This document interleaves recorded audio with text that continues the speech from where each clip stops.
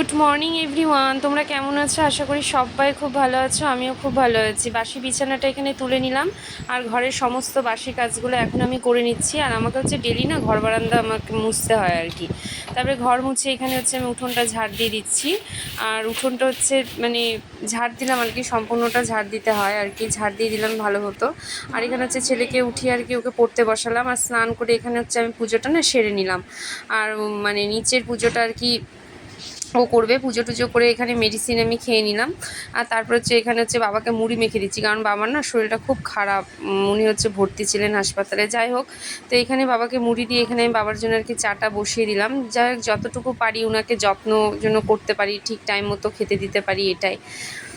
তিনি যেন সবসময় ভালো থাকে, সুস্থ থাকে, ঠাকুরের কাছে আমি এটাই প্রার্থনা করি। তো বাবাকে এখন আমি চাটা এখন দিয়ে দিব। তো চাটা এখানে বাবাকে দেওয়ার পর হচ্ছে ওষুধ আছে বাবার। তো বাবাকে এখানে সব কিছু সমস্ত দিয়ে এখানে আমি ডাল বসালাম। আসলে ছেলেকেও একটু মুড়ি দিয়ে মেখে দিব, মটর ডাল, আর দুপুরের জন্য আম ডাল করবো, একবারে হয়ে যাবে।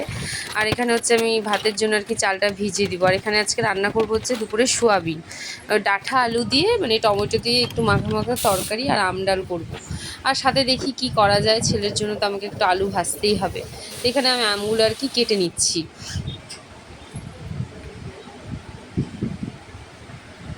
আর শ্বশুরমশাই যেহেতু প্রচুর পরিমাণে প্রেশার, তো ভাবলাম যেহেতু সজনা আছে ঘরে, তাহলে কয়েকটা ভেজেই দেওয়া যাক বাবাকে। তো এই জন্য এখানে আমি সজনাগুলো মানে ছিলে নিচ্ছি আর কি, মানে কিছু করব না, সরিষা বাটাতে গ্যাস হয়। আর এখানে হচ্ছে ডাল সিদ্ধ হয়ে গেছে আমার। তো এখানে হচ্ছে ছেলেকে আমি এখন মুড়ি মেখে দেবো, তেল লবণ আর মটর ডাল আর কি সিদ্ধ দিয়ে, মানে ছেলে খেতে খুব ভালোবাসে। তো যেহেতু ও ভালোবাসে, আর খুব না গরম ছিল, মুড়িটা না ঠিক মাখা যাচ্ছিল না, তাই আর কি মানে আস্তে আস্তে আর কি মেখে দিলাম ওকে। আর ওকে হচ্ছে একটু শশাও কেটে দিব। তো এই যে ওকে বলছি এখন দেখ কেমন হয়েছে, লবণ হয়েছে নাকি দেখ।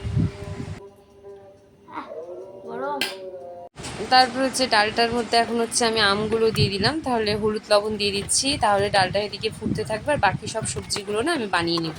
তো ডালটা ওইদিকে হতে থাক, আমার বাকি সব সবজিগুলো আস্তে আস্তে আমি বানিয়ে নিচ্ছি।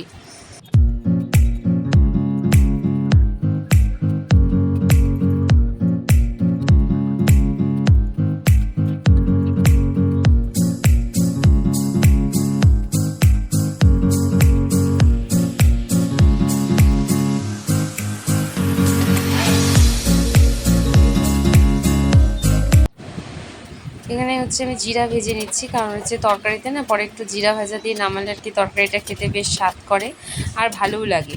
তো এখানে আমি জিরেগুলো আর কি শুকনো কড়াইয়ের মধ্যে আর কি একটু মানে উলিয়ে নিলাম আর কি, মানে এই জন্য কড়কড়া হয়, বাড়তে ভালো হয়, সুবিধা। আর এখানে হচ্ছে আমি ডালটা হচ্ছে আমি সাঁতলে নিব। তো এখানে হচ্ছে শুকনো লঙ্কা, তেজপাতা আর হচ্ছে কালো সর্ষে ফোড়ন দিচ্ছি।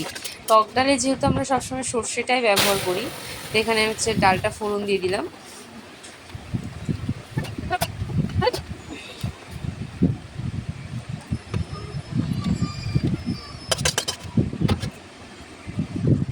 তারপরে হচ্ছে এখানে যে সোয়াবিনটা ভিজিয়েছিলাম, সোয়াবিনটা ধুয়ে নিয়েছি। তো এখন হচ্ছে সোয়াবিনটা আমি একটু ভেজে নিব।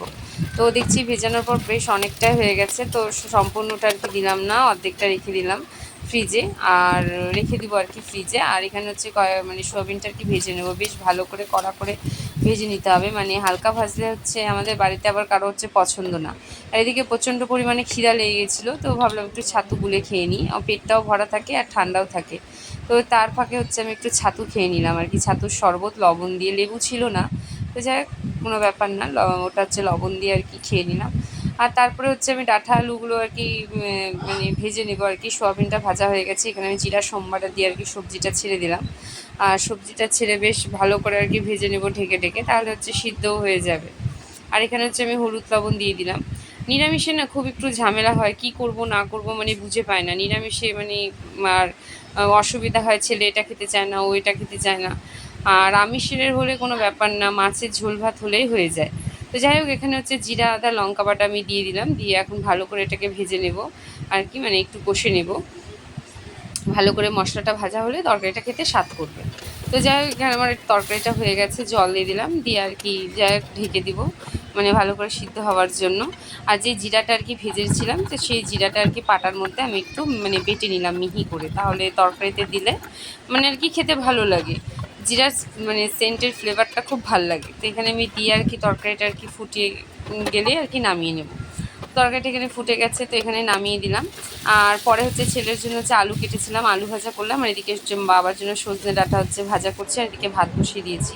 পরে নিচে নেমে রান্না কমপ্লিট হওয়ার পর বাবাকে এখানে ফলগুলো কেটে দিলাম, আর আমিও কিছুটা ফল খেলাম, বাবা আমি একসাথেই। তো ফল ছিল যেহেতু ঘরে, তো বাবাকে দিলাম, আমিও নিয়ে বসেছি খেতে। এর মধ্যেই খাওয়া হবে, না পরে আর সময় হয় না খাওয়ার জন্য। তো যাই হোক, তো ফলগুলো এখানে বসে খেয়ে নিচ্ছি, বাবার আমি গল্প করছি আর ফল খাচ্ছি।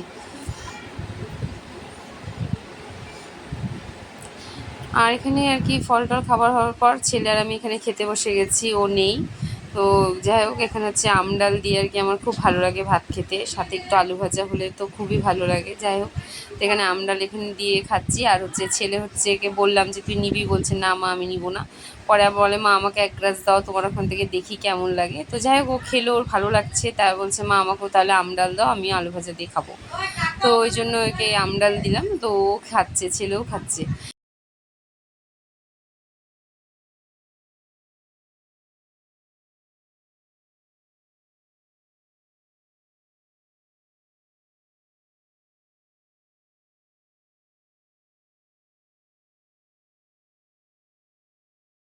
তাহলে আমার ভিডিওটা আমি এখানেই শেষ করলাম বন্ধুরা, তোমরা ভালো থেকো, সুস্থ থেকো, টাটা।